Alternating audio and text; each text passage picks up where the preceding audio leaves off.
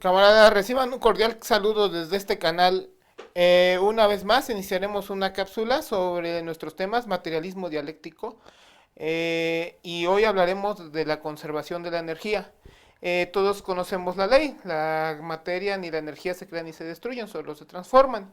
Es una ley que aprendemos desde muy pequeños, pero desafortunadamente esta ley empieza a ser desdeñada por la física moderna en particular. Eso no es nuevo, el debate que hay entre los científicos sobre este tema, sobre la energía, sobre el concepto de energía. Han tenido problemas desde siempre, desde su origen. Lo resuelve. De hecho, es el único libro donde yo haya visto una verdadera explicación de lo que es el concepto de energía, es en el libro de Dialéctica de la Naturaleza.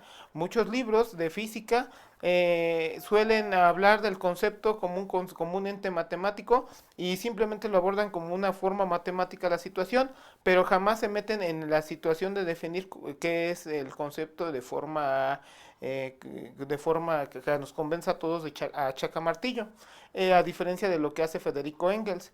Él llega, como él dice, a estos métodos a través de la dialéctica y en el libro pone el caso de Helmholtz, ¿no? Que era un físico prestigiado en su época que mencionaba que la única forma de comprender este concepto era a través de la comprensión matemática de la situación profunda. En cambio, Engels, sin necesidad de tanto armatoste matemático, sin necesidad de usar toda la artillería matemática, llega a conclusiones quizá más grandes que las que se llegaban en su momento y actualmente están cayendo en el mismo error debido a la no comprensión del concepto de energía. Así es que en este momento vamos a hablar tanto de los errores de los teóricos del Big Bang, como vamos a hablar de los errores cuando hablas tú de la muerte termodinámica del universo.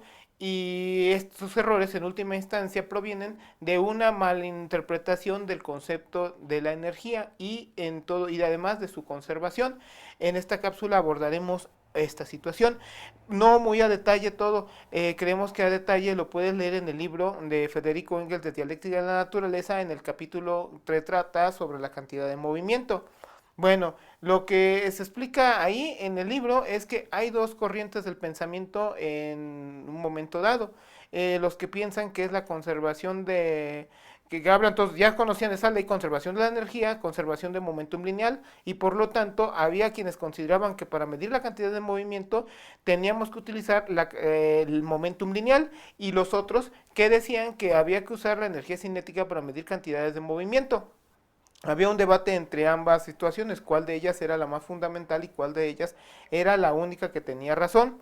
Engels explica en el libro y llega a la conclusión de que finalmente para medir cantidad de movimiento depende de bajo qué circunstancias se va a medir cantidad de movimiento. Si lo que detiene el movimiento es una situación continua que va deteniendo el movimiento de un objeto poco a poco, lo que nosotros deberemos usar es la energía cinética para medir ahí cantidad de movimiento. Si por el contrario, nosotros lo que queremos, lo que tenemos que lo que detiene el movimiento es una situación discreta, a partir de choques, por ejemplo, una sucesión de choques, entonces lo que nosotros tendremos que usar para medir cantidad de movimiento allí será la conservación tendrá el momentum lineal y por lo tanto la conservación del momentum lineal.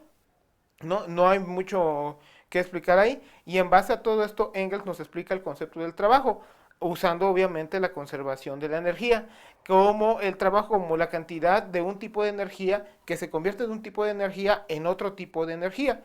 Esas son las conclusiones a las que llega el viejo Engels, ¿no? Es el primer libro que habla sobre ciencia o no, quizá el primero. Hegel en muchas ocasiones en sus escritos lo abordó también, pero es el primer libro donde se especifica lo que es la ciencia y lo que es finalmente la dialéctica, y explica cómo en última instancia todos los procesos dialécticos provienen del comportamiento de la naturaleza y que por lo tanto la naturaleza se comporta de forma dialéctica. Bueno, ya dicha esta pequeño paréntesis, continuamos. Esto ya comprendiste esta situación, la energía es una forma de medir cantidad de movimiento bajo una circunstancia. ¿Qué trae como consecuencia esto? Muchos físicos actualmente plantean que la relatividad general en particular, reniega del concepto de energía, puesto que ya no aparece como un número, sino que ya no aparece este concepto Eso es una cuestión errónea. Son grandes físicos de las ligas mayores los que lo plantean, desde luego. Y muchos lo adquieren porque lo dicen esta gente de las ligas mayores. Sin embargo, no es así. El tensor de energía impulsos es una forma que empieza a tomar ahora la energía. Es una generalización del antiguo concepto. Es como lo que decía Hegel, siempre lo particular proviene de lo general y el progreso precisamente consiste en eso, en comprender que cómo lo particular proviene de lo general. Esto es lo que explicaba Hegel hace tiempo y esto es lo que ocurre en esta ocasión. No es que desaparezca este concepto, sino que se vuelva un ente mucho más general que el que antes existía. ¿Por qué hablan de la desaparición entonces del concepto de energía? Realmente lo que traen es una iniciativa, traen boleto, desde luego, cuando tú planteas que deja de existir para defender en última instancia teorías creacionistas, como por ejemplo la teoría del Big Bang. Es una teoría creacionista que es creada por un capellán católico, que Jean Lemaitre, que en su momento la teoría del Big Bang no tuvo ningún impacto, se fue hasta mucho tiempo después cuando empezó a ser retomada por otros científicos, ¿no? Si esto es lo que debe de quedar claro, ¿no? Por esa razón, si no existe el concepto de energía, no existe la conservación de la energía, y al no existir la conservación de la energía, entonces ya no hay razón de por qué no se pueda crear de la nada la materia, ¿no? De acuerdo, esto es lo que hay detrás de estar despreciando este concepto de energía. Y los creacionistas desde luego lo detestan y por esa razón lo soslayan en muchas ocasiones, ¿no? Tanto este concepto como también el del concepto del momentum lineal, ¿no? La conservación del momentum lineal. Eso por un lado. Por otro lado, una vertiente de esta ley es la primera ley de la termodinámica, donde se nos explica que la energía interna de un sistema es igual a la suma del calor desprendido más el trabajo realizado, o sea, la cantidad de energía que pasó de un tipo de energía a otro tipo de energía. Eh, bueno, entonces, a qué va todo esto? Cuando tú consideras estas leyes como unas leyes generales, como unas leyes no locales, sino globales, llegas a grandes errores. La teoría general de la relatividad también es una teoría local, igual que la primera ley de la termodinámica, que es válida en localidades, no en todo, no en el universo como un solo, como un único sistema. Este es el gran error que están cayendo tanto los teóricos del Big Bang como la gente que habla de la muerte termodinámica del universo, considerar el universo como un todo. Consideremos el universo como un todo, como un sistema. Entonces, la energía interna del universo tendría que ser igual al trabajo realizado y el calor desprendido por el propio universo. Pero ¿a dónde va a ir el calor desprendido del propio universo? El calor es un tipo de energía que va de un cuerpo a otro cuerpo, del de mayor temperatura al de menor temperatura. Pero ¿a dónde se va a ir este calor si lo único que hay en el universo es el universo mismo? Entonces no tiene sentido hablar de la primera ley de la termodinámica para todo el universo visto como un globo.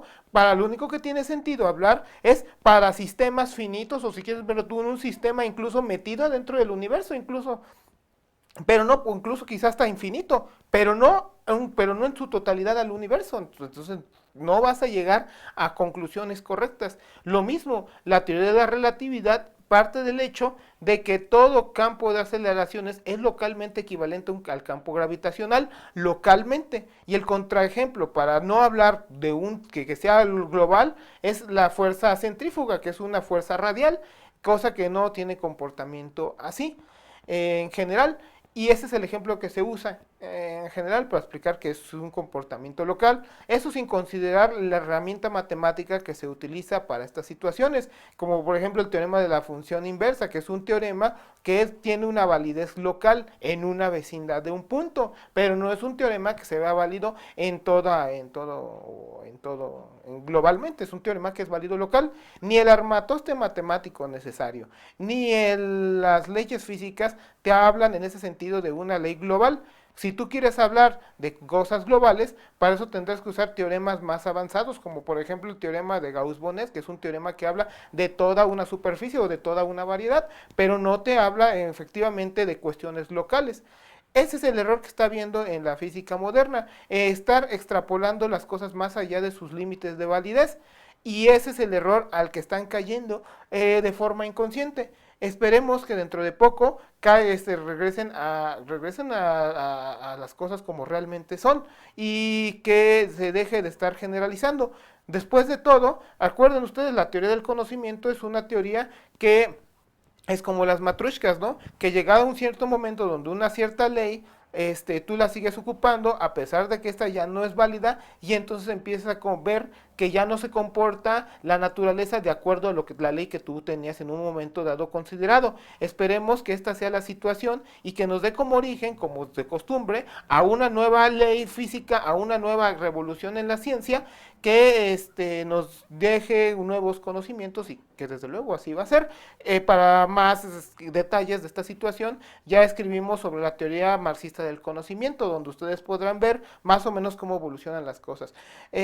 No es todo por el momento. Los invitamos a que vean los demás capítulos de esta serie sobre el materialismo dialéctico, que se suscriban al canal y que nos sigan viendo en nuestro sitio web periódicorevolucion.org.mx para ver los temas de actualidad y sobre política y cuestiones por el estilo.